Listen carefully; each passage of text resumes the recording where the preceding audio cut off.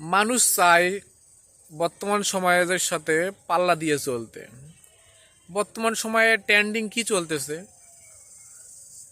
যে একটা নির্দিষ্ট পরিমাণ আয়ের উৎস থাকবে, যা দিয়ে পরিবার স্বাচ্ছন্দ্যে চলাফেরা করবে, নিজস্ব একটা বাড়ি থাকবে, নিজস্ব একটা মোটরসাইকেল থাকবে। এটা বর্তমান সময়ে সবার চাহিদা। আর একটা চাহিদা আছে অনেকেরই, সেটা হলো শিক্ষিত হবে, সরকারি একটা চাকরি করবে। আর সরকারি চাকরি করলে সমাজের মানুষ তাদেরকে এত পরিমাণ গুণগান করে। সরকারি চাকরি কিন্তু একটা পেউনের চাকরি হয়। সরকারি এখনো অনেক চাকরি আছে যাদের বেতন 15,000 টাকার নিচে, ঘুষ দিয়ে তারা হয়তো অনেক টাকা তোলে।